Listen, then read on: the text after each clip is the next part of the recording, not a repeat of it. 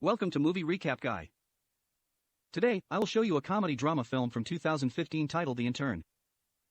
Spoilers ahead, watch out and take care. Ben is attending a yoga class. He talks about his life. He is a retired widower to keep busy. He traveled to places, but it didn't help much. The way to get through this is to always keep moving. He says he's tried everything, namely golf books, watching Movie Recap Guy, yoga, cooking, buying plants, and even taking a class in Mandarin. He talks about there being so many deaths in recent times. The only traveling he's been doing lately is visiting his son and his family in San Diego. He realizes there's a hole in his life that needs to be filled. Ben spots a flyer at the market regarding a senior internship program. A woman meets him. They read the requirements of the program together. The company needs people aged 65 plus who are interested in e-commerce. They sell clothes online. The company prefers a video instead of a written cover letter, then gets ready and films himself on camera. He'll get used to the tech-related stuff in due time and mentions his good qualities. A posh office place comes into view with computers everywhere, in a busy environment of high fashion. A female employee. He is dealing with a troubled customer on the phone, who ordered 6 bridesmaids' dresses in pink but received them in charcoal gray. The employee is surprised considering that they don't even sell that color. She says she will look into it personally and get it delivered timely. It turns out that she's the CEO of the company, Jules Austin. She enjoys learning from customer service and bikes around the workplace. As Becky, her assistant, keeps her on schedule, Jules notices a messy office table and rolls her eyes. Ben arrives and sees old people seated already. He is interviewed by different people who asked him about his education and work. He mentions working at a phone book company for nearly 40 years. He is asked where he sees himself in 10 years, then 70, so he'll be 80, hence the question is scratched. Since he's perfect for the job, he's congratulated for successfully becoming an intern. Cameron mentions to Jules a previously discussed plan of hiring older people. She had seemingly liked it, so he set it in motion. Currently, she doesn't seem thrilled about the idea. He suddenly mentioned Ben, and that he will be her intern, then sets his alarms and gets ready to go back to work again. Jason welcomes the entrance, saying that they'll all work on the same floor. Nobody has their own office. Not even Jules, the CEO, who loves to bike in the office. She doesn't like wasting time, kind of get his exercise. Van befriends Davis. Jason says that Jules started 18 months back. It worked out great and she went online in 4 months. A woman rings a bell announcing that they hit a record of 2,500 likes on Instagram. The young employees pull out modern office supplies like your phones, USBs and smartphones. Van pulls out his briefcase, putting things like pens, a calculator, clock, and his flip phone on the desk. His co-worker Louis glances and helps him turn on his laptop. Van receives an email from Cameron saying he'll work for Jules directly. Becky emails him informing that he has an appointment with Jules at 3:55 p.m. asking him to be on time as her next appointment is at 4 p.m. then waits patiently. When it's time, he goes to Becky, who was surprised to learn about him being the new intern. He asks for advice with Jules. She tells him to talk fast, keep it moving, and to blink, then meets Jules. She says he doesn't have to do much work and could have been transferred to something slower. He's satisfied working for Jules. She says she'll notify when she has worked for him. He offers to stop by a few times a day to check in, but she says she'll prefer to just email. She tells him to dress casually, but he feels comfortable in a suit. It makes him stand out. Jules laughs and says he doesn't need a suit to stand out at home, then practices blinking. At work, Ben doesn't get any emails. Davis is leaving and asked Ben if he's staying, to which he says he can't leave before the boss leaves. Still no new emails. In the morning, Ben decides to take matters in his own hands. He kindly helps around the office. Jason asks Ben for advice with Becky, saying he accidentally slept with her roommate. He tells him to apologize to her in person, not over a tweet or email. Jules applies hand sanitizer, and sees the office's junkyard again, worrying about it. Becky emails Ben saying Jules spilled soy sauce on her jacket. He needs to take it to the cleaners. She's wearing it right now. Cameron and Jules discuss hiring a potential CEO. She's not happy with it and questions her experience, education, and methods. She says the company hit their 5-year goal in 9 months. Cameron says they can't keep up with their success and mentions Jules being late to meetings. He brings up problems in the office, then comes in and hears Jules saying she can't handle being bossed around by someone else frying. He takes her jacket and leaves. Vicky asked what he heard inside, but he doesn't give away anything. The next day, the messy table is absolutely clean.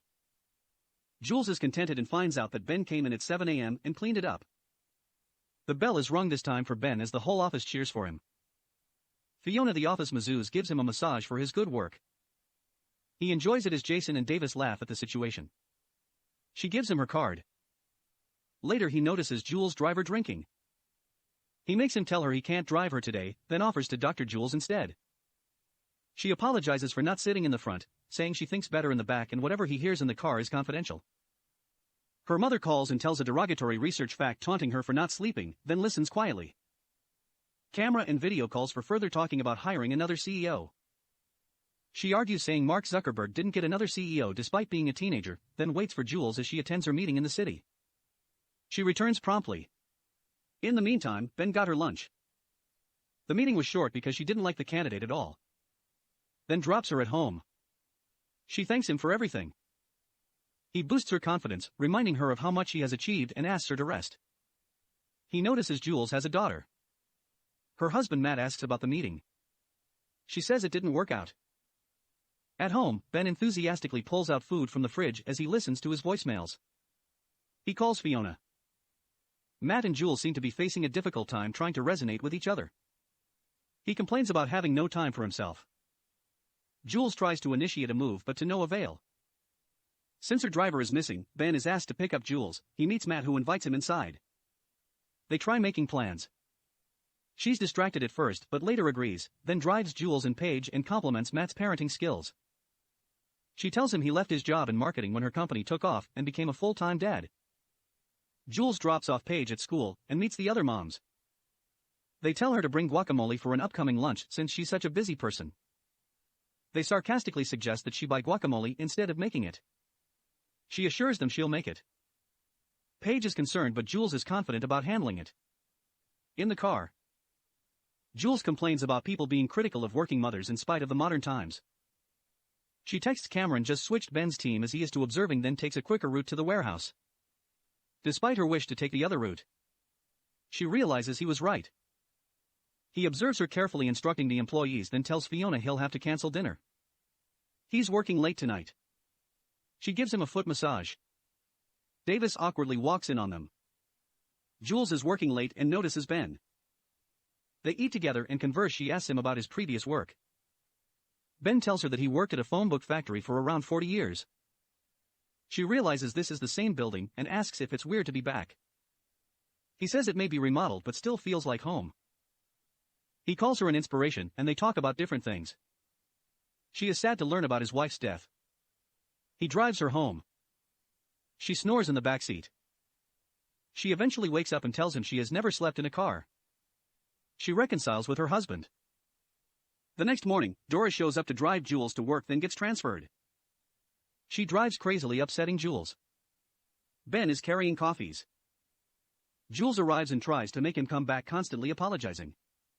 She wants him working with Becky. She instructs Becky to let them help and look at things. Vicky cries saying she has been working for several months yet Jules never asked her to give her input despite her excellent education, then offers his handkerchief and Jason consults her. She says she works really hard, then tells her to go see friends and live a little then studies the purchasing patterns explaining to Jules where the company is falling short. He says Becky has been very helpful, suggesting she deserves appreciation, to which Jules agrees saying she'll talk to her. Davis finds a place in Philadelphia, though it's quite far. So Ben lets him stay at his place. Instead, he shows him around and agrees to even wake him up in the morning. Davis feels beholden to him at Jules' place, then hears about her meeting with a CEO in San Francisco. Seeing how she and Matt have conflicting plans, it is decided Ben will go with her. Jules is handling a ton of problems. On top of that, her mother isn't cooperative. She accidentally sends an angry email to her mother. She asked her employees if they can get it deleted somehow, then suggests breaking in and stealing her computer. Then Jason Davis and Lewis go to Jules' mother's place. The security alarm is only beeping at first until it starts blaring full on. They manage to locate the computer, delete the email and clumsily escape from the premises. They celebrate with Jules and drink. She starts to get tipsy and compliments Ben's mannerism and style, resenting the trends men follow these days, then holds her hair as she throws up. She leans on Ben. He comforts her. They connect in a heartwarming way. Ben's lunch date with Fiona takes an unexpected turn as they attend a funeral instead. Afterwards, they talk about their lives and connect nicely, then goes with Paige to her friend's birthday party where he speaks highly of Jules to the other moms. Paige doesn't feel too well. So Ben drives her home. He noticed his Matt cheating and is short while later he's Paige inside at the office. Jules, Jason and Becky worry about Ben because he's acting differently. The duo go to San Francisco and have fun on the plane laughing together. At the hotel, a fire alarm goes off. Later, she invites him to come in her room. They have tea together and talk about marriage. He mentions being married for 42 years. She says she knows Matt is cheating and still wants them to stay together. She wants another CEO so she can get her life back on track, crying that she doesn't want to live a single life and be buried alone. He says she can be buried with him and his wife. A song plays on TV and Ben cries to himself. Jules finds a good CEO. She comes back home and tells Matt about it. They confront their problems. She goes to visit Ben. He tells her no one will be as committed to her company as she is.